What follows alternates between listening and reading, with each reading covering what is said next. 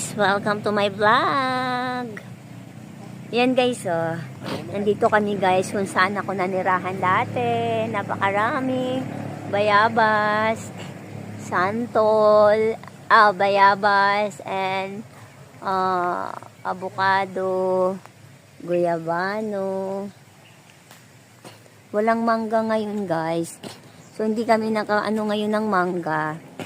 So, ang ano namin ngayon is santol. Ayan, napakarami. I-close up ko guys ha.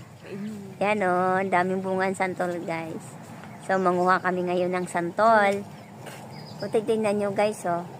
And, daming mga ano, ang dami nating makukuha ngayon guys dito. Nanguha na kayo ng biyabas? Ayan. Ang dami nating makukuha ngayon. Kuha na. Ayun o. Kalamansi. Kalamansi. Manguha kayo ng kalamansi. Yan, manguha kami ng kalamansi. Then, sobrang daming.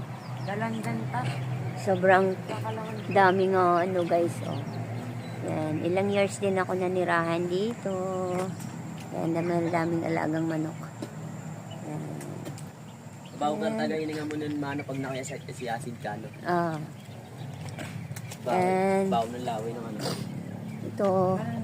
Oh my God! Alam nyo guys, ang baba ng santol. Ayun lang oh. Oh my God. Ayan oh, baba lang ng santol guys. Yun mga bunga, sobrang dami. Tapos, dragon fruit. Sobrang dami ng dragon fruit guys. Ayan. Ubus to sa akin ngayon guys. So, yan, magpapabideo tayo.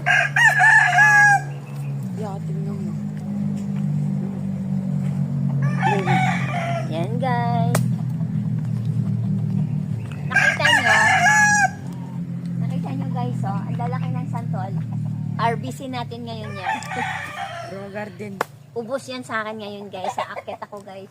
Naka-short naman ako, so akitin ko yung santol. Sobrang daming bunga. And then mayroon pang mga dragon fruit. And ang lalaki ng biyabas. And then ang lalaki ng avocado. Yan po guys kung saan nandito po ngayon kami sa Tagaytay.